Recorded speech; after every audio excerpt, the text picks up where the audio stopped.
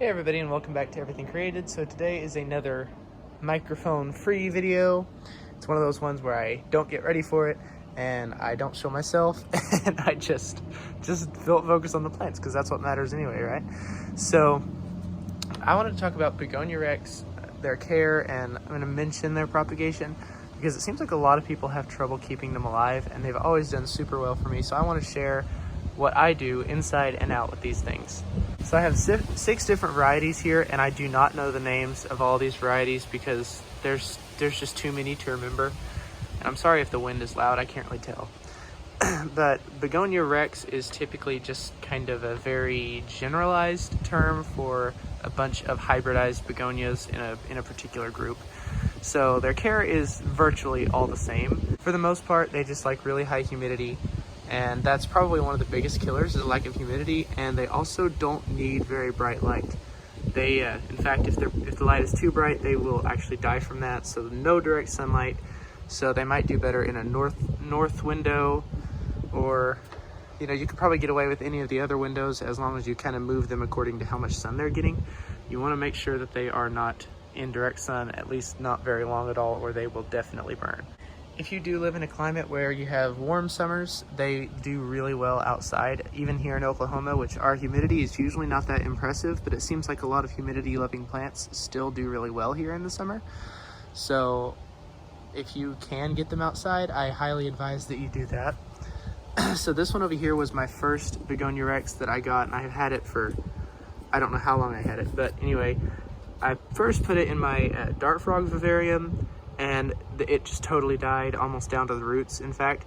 And I repotted it, and I gave it a long time, and it finally just popped back, and it did so with a vengeance. I mean, this grew really fast, back out to this size. And I have it in, this one's in a clay pot, so I do have to water it a little more often than I do the others, but it's still, the moisture, or the soil down here is a little bit peaty, so it does hold on to water.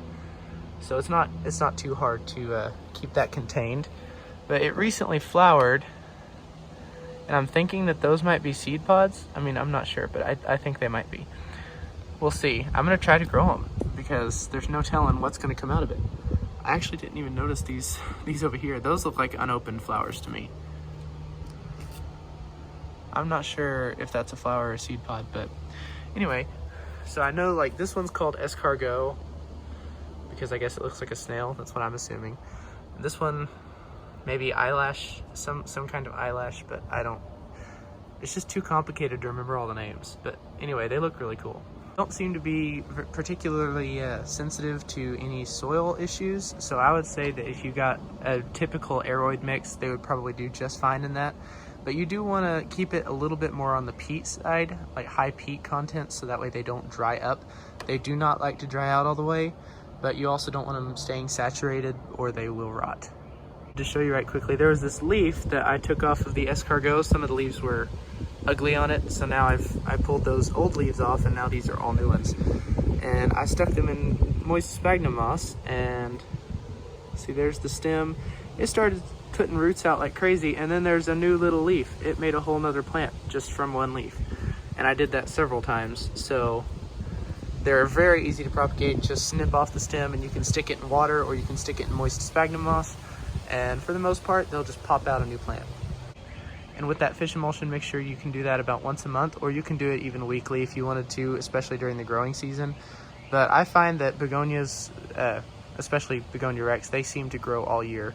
It's like they don't have seasons, they just don't quit.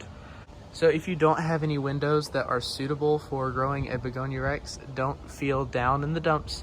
Just go ahead and go to the store, like Walmart or anywhere else you can get to, and just grab an LED light.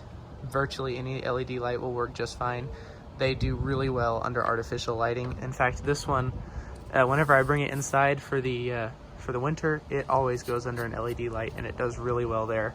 It just seems to prefer being outside, I guess, because they do like really good air circulation. Otherwise, they'll have fungus problems. That's another thing that's worth mentioning.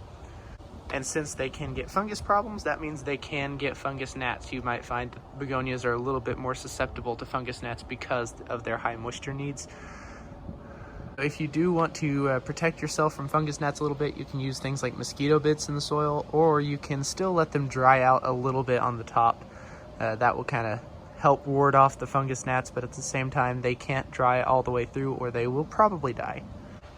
And you can use this care guide for almost all begonias. Begonias just do really, really well inside. Certain ones of them do. So if you're going to the store and you're looking for a begonia to bring home, basically just make sure you get one that does not say tuberous begonia, because the tuberous begonias do require dormancy and they don't tend to do quite as well indoors.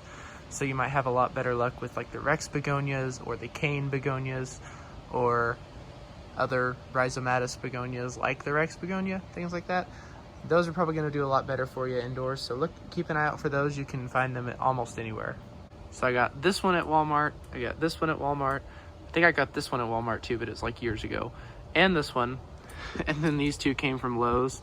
So for the most part, if you kind of check back every now and then at your stores, you will almost always find the coolest things. So just keep a sharp eye out for these because they're really great houseplants. I kept this video nice and short to prevent boredom, so I hope you enjoyed it, and let me know if you guys want the longer videos or the shorter videos like this one, just like the quick little care guides. Let me know what you guys want to see. Thank you for watching. Please like, comment, and subscribe.